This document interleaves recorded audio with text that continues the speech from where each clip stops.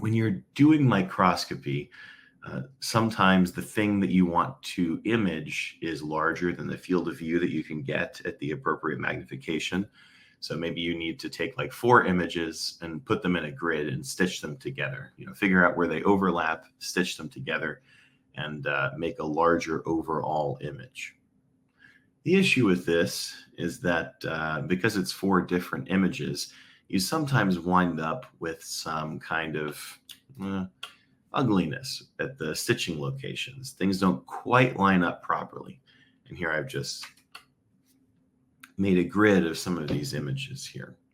So if we look at, we actually get rid of the thumbnail part and hope it doesn't just make this too big. If you look at these, you can see, it doesn't look like one coherent image, right? It looks like 4 images that have been stitched together. I mean, the overlap is good and they look continuous in that way, but like the exposure is different, and that can cause some issues when you're trying to do analysis. And it's less visible in these ones. And just, we have these random labels here. IG Decay is isogenic defective killers. So if you're interested in the background at all, basically the green and the red are 2 different variants of cholera, the bacteria that causes the sickness cholera, and they have a special weapon system that allows them to kill other bacteria. And the idea is that they can kill bacteria that are not like them, but bacteria that are like them are safe because they basically have like an antidote for the poison tipped spear that the bacteria can deploy. So these ones are isogenic. That means they're all the same and they are defective killers here. So they cannot actually kill each other. There's just green and red, and they cannot kill each other. Here, the MK means that they are mutual killers, which means that they can kill each other. And when they kill each other, you start to see this interesting phase separation behavior. As you know, if you are red and you can kind of kill your green neighbors, you can multiply into the space that you've created. And so you can kind of create a little red island. And then there are kind of, dynamics that govern how big the red and the green islands will get. And then similarly here, we have mutual killers. And in this case, this is the ratio of one to the other. They're not equally good killers. So in this case, we needed to have a 1:8 ratio of the green and red in order to get them to have kind of an even end state. That's the idea here. Two bacteria types that can kill each other or not. And what we really wanted to do is basically just in each of these images, we wanted to count up how much red and how much green there was, like who won the war in the end at a given ratio. So what I did here, let me actually make this into 2 little lines. And I'll explain in a little bit more depth what exactly I've done. Here, remember that an image is just a set of pixel values, right? So, it looks like this, right? But if we think about the image data for this thing,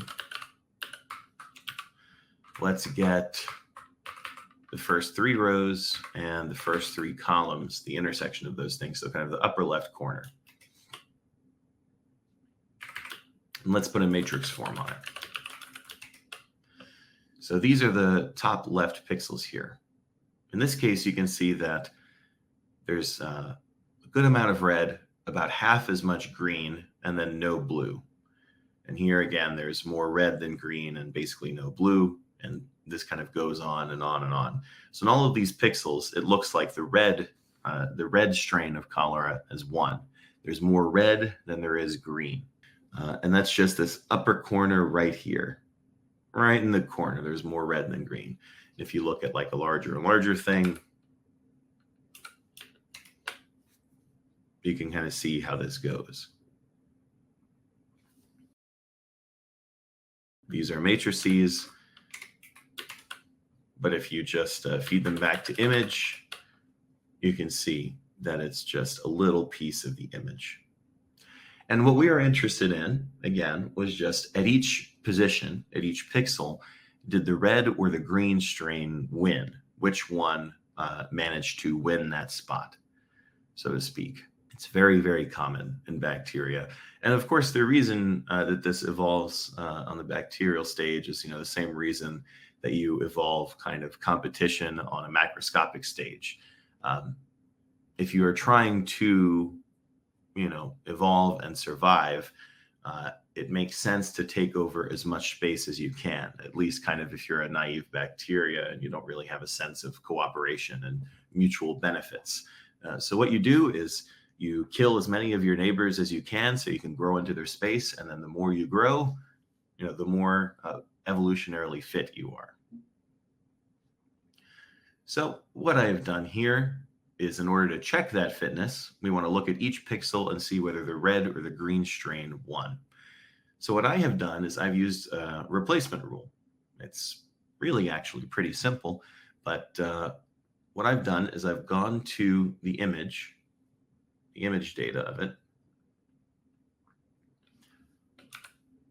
Once again, just look at the first three here, and we'll put a matrix form on it. I've gone to the image, and what I've done is, this is a shortcut for replace all, and I've looked for any triplet, and I'm calling the triplet anything that has pixel values that I'm calling red, green, and blue. So this is a triplet, this is a triplet, and so on. And then I replace that triplet with bool of R greater than G. And let's talk about what that does.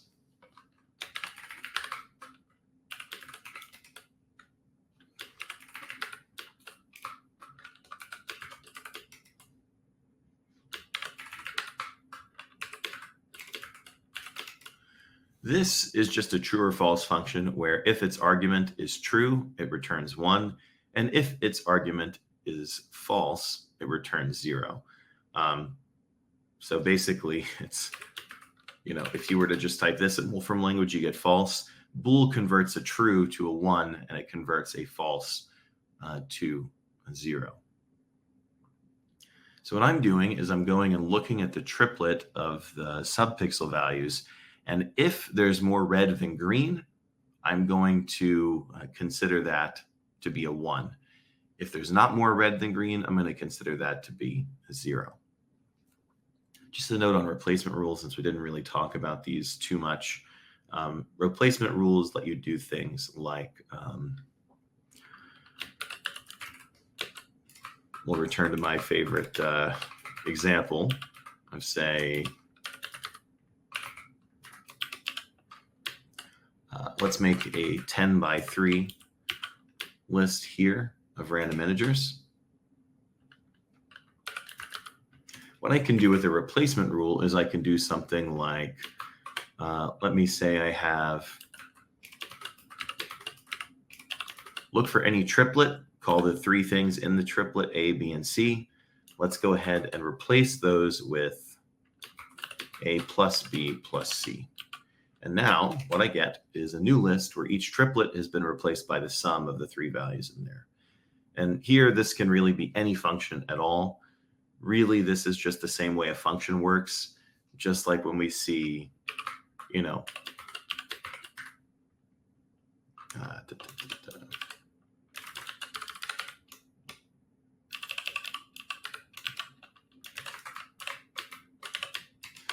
remember that what happens here is whenever the system sees sign adder of something,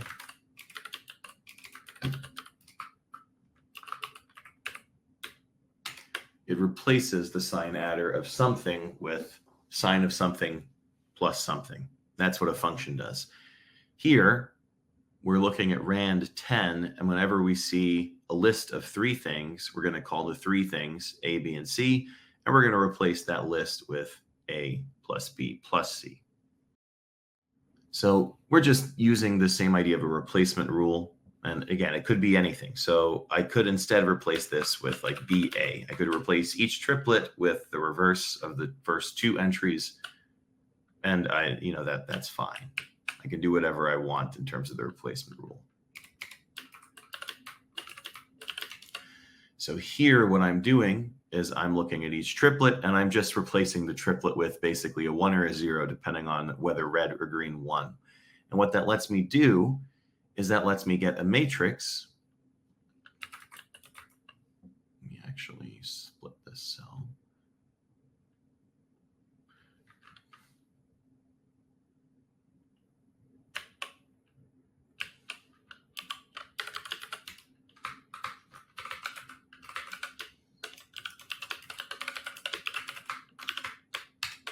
Is I get a matrix that just says, did red or green win? If red, 1, if green, 0. And then once I have that, it's kind of fun to look at.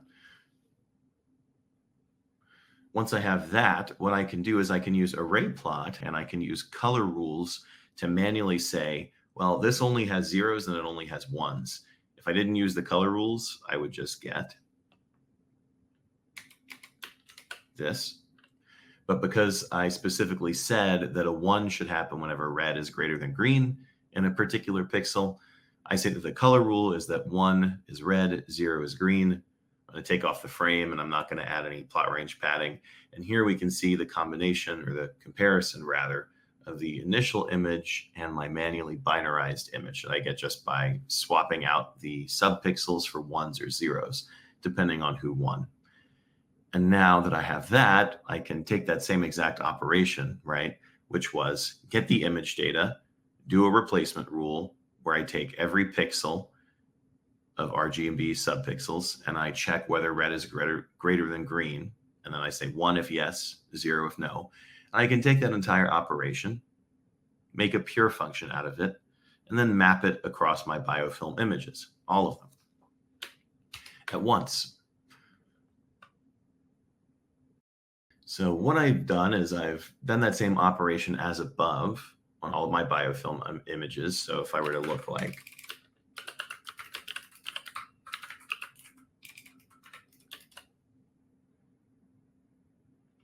well, I'd have to do an array plot to get the color.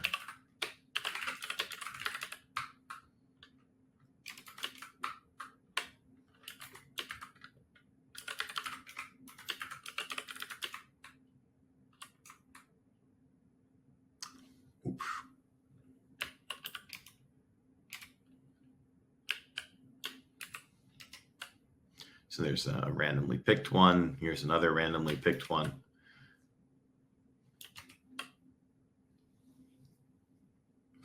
And then what I can do is I can take each matrix. This is a little bit of a concise code here.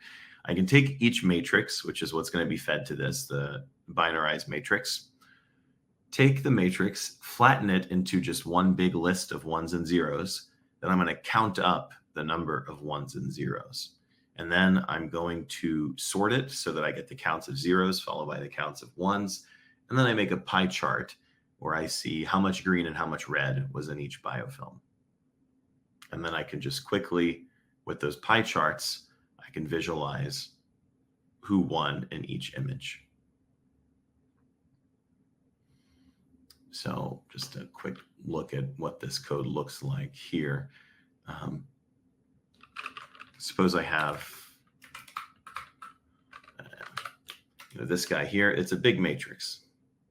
I can't even really show it, but it's just one of these binarized matrices like before.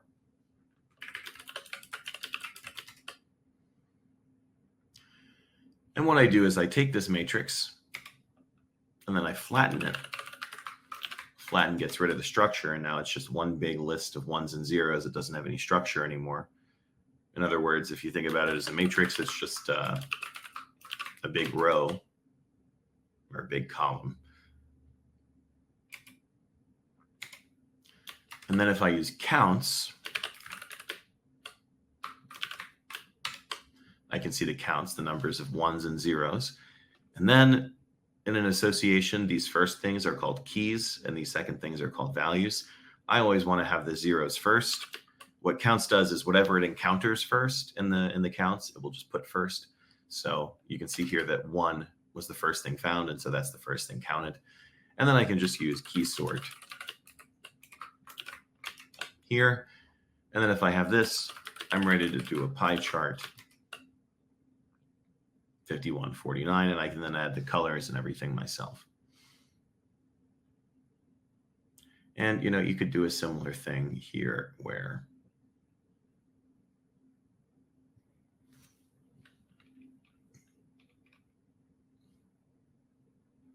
partition, and I could do, let's get rid of the plot labels, and let's just say biofilm images, and then we'll put a rule here. We'll get rid of the graphics grid. So we've got this, and maybe we should instead have this. That makes more sense. We go from the kind of initial picture to the final result.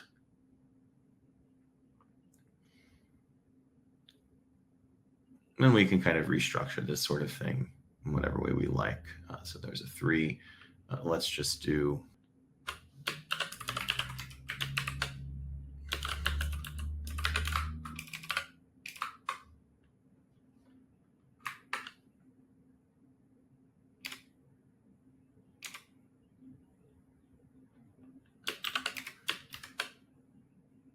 so here we have kind of a little data set where each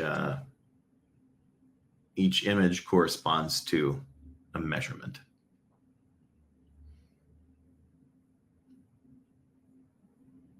And that is the idea behind that binarization process. So this was just a helpful little thing that we needed to do when doing image analysis here. As the images were quite big, especially, you know, for the time, many, many pixels, millions of pixels, megapixels, you might even say. And we needed to count up the relative colors, and it was an easy enough thing to just say, do this here, where we look at the subpixel values and then only count the red and green. And then any blue is really incidental, since neither of these things fluoresce kind of in the blue region. So you'll see that I didn't even use the blue. I just looked to see where I had an RGB subpixel and replaced it with a red or a green 1, basically. Here's one about recognizing keywords in speech. So this uses a built-in neural net, and you can get built-in neural nets just by using NetModel, and you can get built-in data that you can, you know, play with for testing by using things like resource data or example data. So here I'm going to get the resource data called spoken digit commands. I'm going to get its training data, portion. So here's a random choice of that. This is what this looks like. Hopefully you can hear it. 7. I'll make it louder. 7. So this training data, all this is it's a bunch of sounds, which are the inputs, and then a hash speaker ID, and then the number that corresponds to the thing that was said, in this case, 7. And so there's our 7. So what we're going to do is we're going to grab a built-in function here, deep speech 2, or built-in neural net, deep speech 2 trained on Baidu English data. And we are going to apply that to our random input here. And we're going to see what it outputs using our friend from yesterday, matrix plot. So what this matrix is doing is, or what this function is doing, this neural net, if we look here, looks like at the beginning, the hottest probabilities are just nothing. And then the first non-nothing one is S. Okay. And then the next one is E. All right. And then V, and then E, and then N. So what this neural network is doing is it's taking speech and it's transcribing it letter by letter over time. So it's breaking the speech up into little time pieces, and then it's guessing what letter is being pronounced at each point in time. So there's some silence, and then it's 7. And we don't have to get into the weeds of what this thing is doing here. But when you are working with neural nets, basically they have something called a loss function, which lets them compute how far away they are from the kind of ideal case. So if you're comparing your input to the output that you have already in your training data, you can see how far off you are from your ideal output.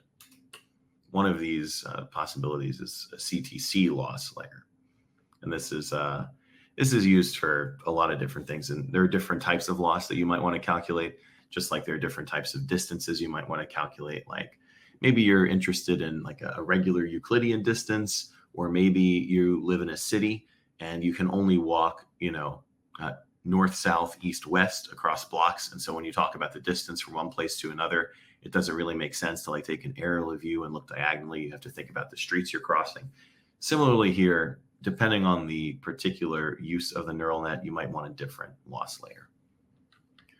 So here are some choices that we've written up, and we're basically seeing what is the loss for each choice, and then we're going to sort them by which one is smallest. And we can see here that based on what this network has produced, based on these probabilities here, the smallest loss comes from the word 7, then 5, then 1, and so on. And then 8 is the least likely thing according to this neural network. So these are effectively related to the probabilities that each of these numbers is what was said.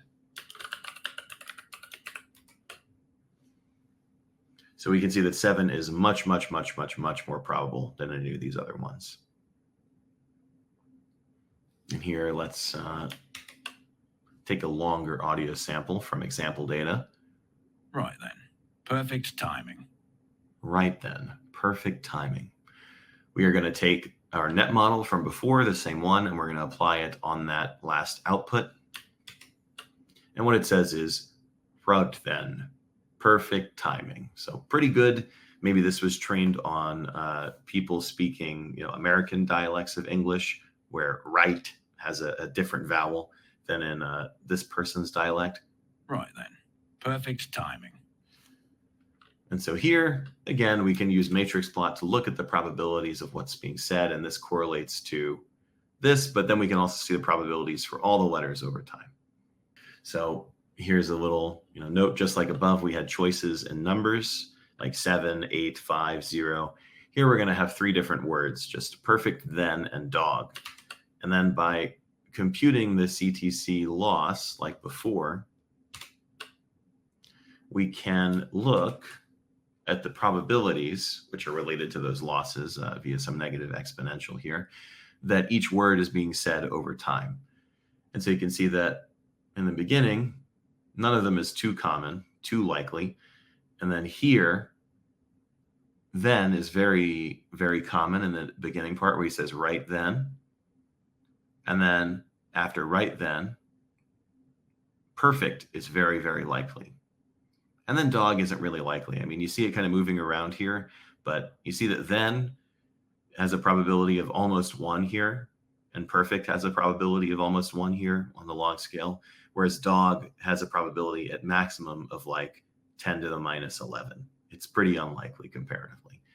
And if we were to change the choices, right, then perfect, and remember the last word was timing, dog, and then, maybe we have another word like permission.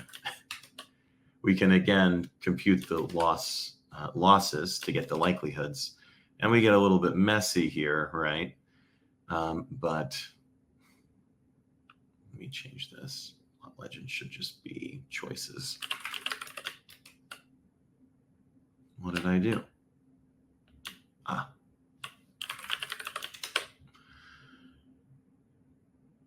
And let's change the plot range. Plot range with log scaling can get a little bit funky because you can't go to 0 because the log of 0 is -10. So let's put a very small one there.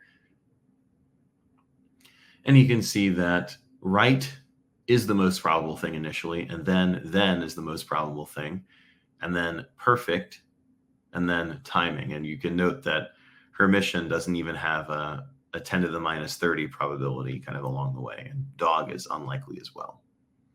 So right then, perfect timing. And you can see that this matches up with the audio plot. So that's right then, perfect timing.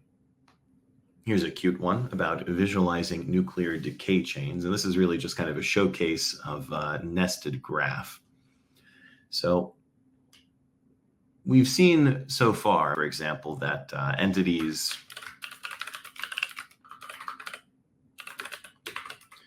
so things like if I said, I think one of the ones I used yesterday was like Albania, and then I asked for something like the GDP, right? Or we did something with border lengths where we were like, okay, Argentina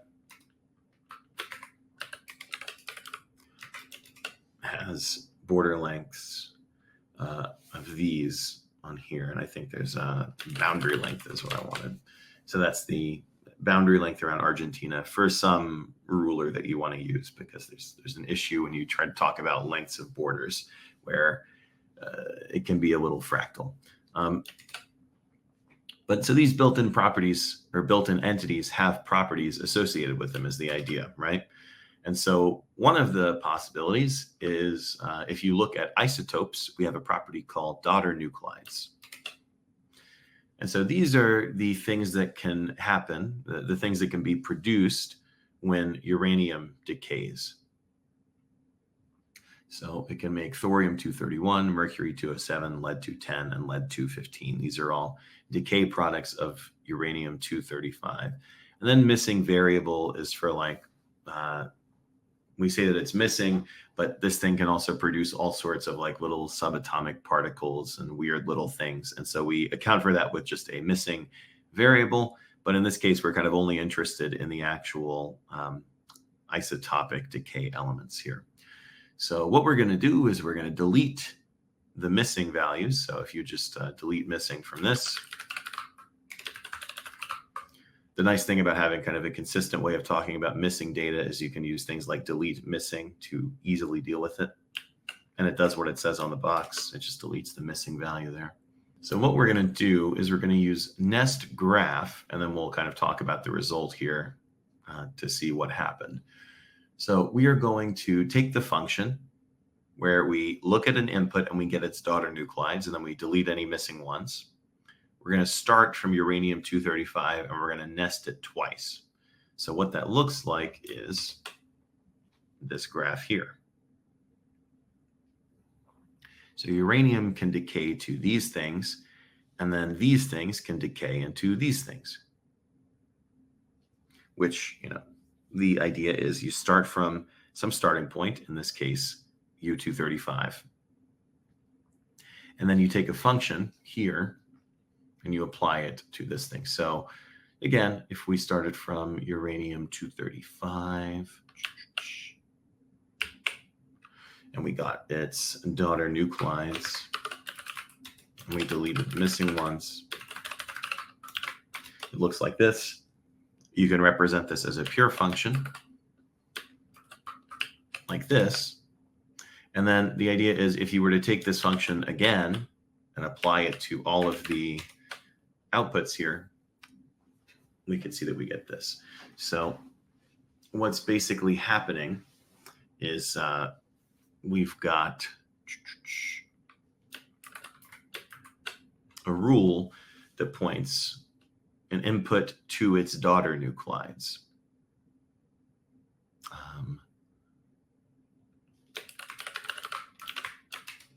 So uranium goes to this, uranium goes to this, uranium goes to this, uranium goes to this. And then similarly,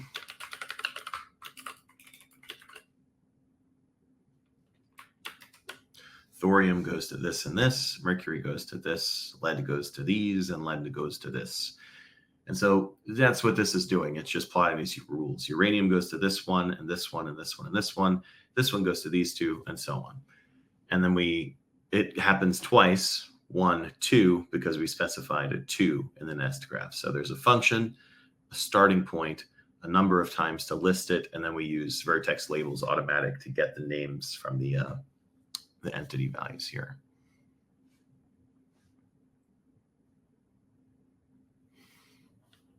And we can do the same exact line of code here with the 4 in order to get 4 levels of nuclear decay.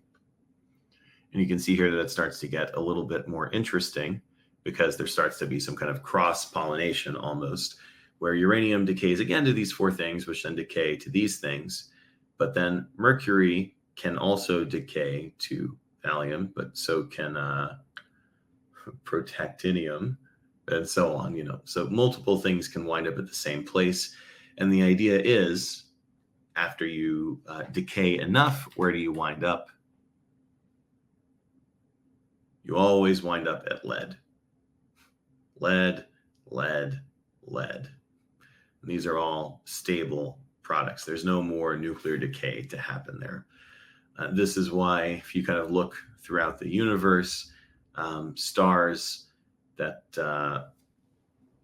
have burnt themselves out and other processes that happen, you always fuse up to lead, or you what's the verb for fissile? Well, you do fission until you wind up down at lead. So you start from a heavier element and you go down to lead, or you start from light elements and you keep fusing them together until you get to lead. And so you can generate a nice little graph like this. And the same idea works for, any particular nested operation you want to think of and you want to visualize the results for. I think it's pretty cute. So just, let's say nest graph. Let's get a country's bordering countries. It's neighboring countries. Let me check.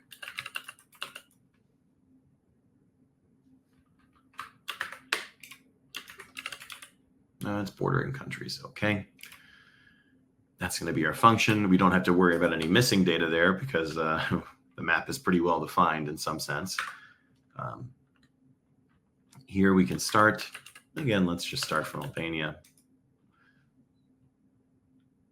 And then we could say nest it twice.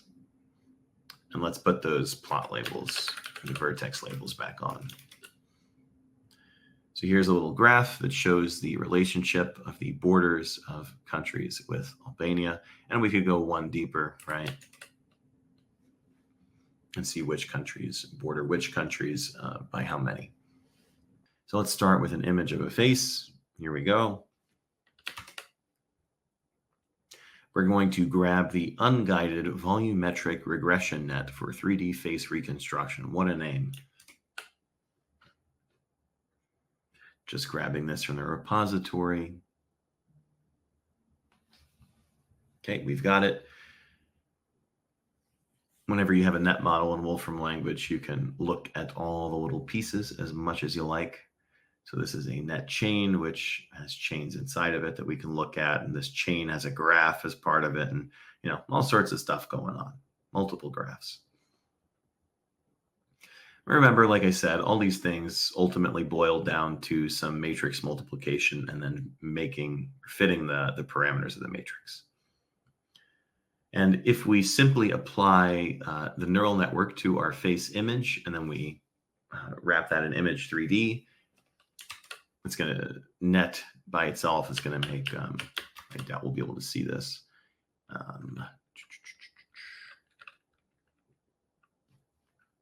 Yeah, so it's a big, complicated matrix thing.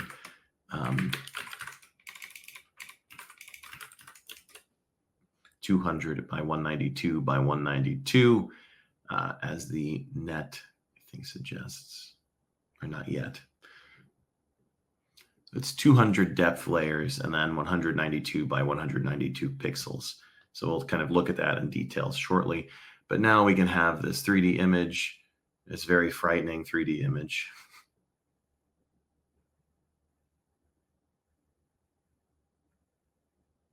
Generated by the neural net. And we can resize this 3D volume so that it has the same width and height as the 2D image. A little bit less weird looking now. So now it's rescaled to better fit the initial image. And what we can do here is we're going to look at the slices here. Let me manipulate this for you.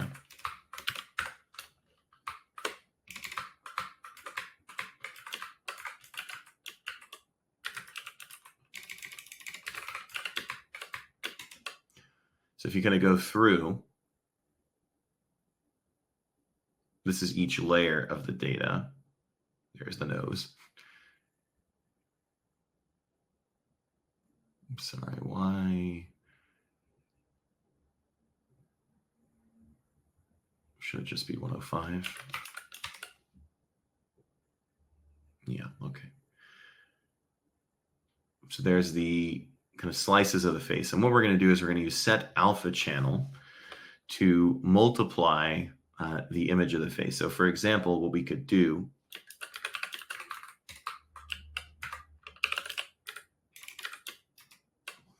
is we're going to kind of, this is very spooky looking, but we're going to take this map and we're going to adjust its, we're going to pull out parts of this image based on the map. So as you can see here, for example, we don't really have the forehead so much, but we do have a ton of the lower face. And so we're going to change the opacity of this thing, of the face, according to this map. And so we could do the same thing here where we set alpha channel.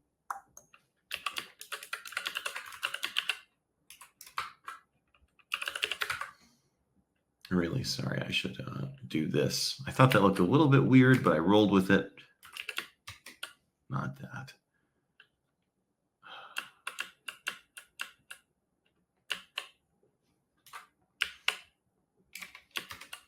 There we go. So here we're using this alpha channel to extract a part of the face that's going to go for a particular slice. Similarly here, if I were to show you the reconstructed version of that, what we get is basically which part of the face exists at which depth.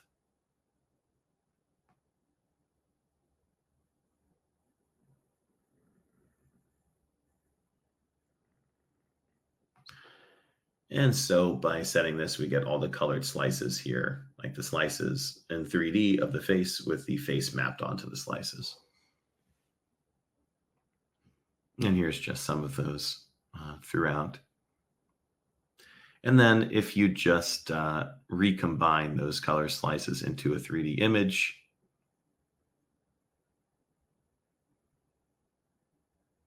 they're better than the metaverse.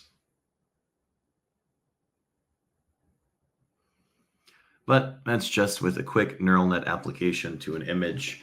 And then you kind of multiply back the image through the neural net, and then you can generate, a 3D face map. A lot of this stuff is not too far removed from,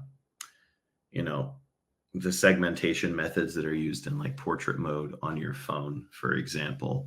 There's a lot of complicated stuff going on where it detects a face and then it knows to autofocus where the faces are in focus. And then if you have portrait mode on, or on more recent versions of iPhones, if it detects something like a face or a pet, it will automatically generate a corresponding depth map, which is basically just doing something like this throughout the whole image so that you can kind of adjust the focus back and forth effectively by kind of choosing which layer to focus on and then blurring the other layers.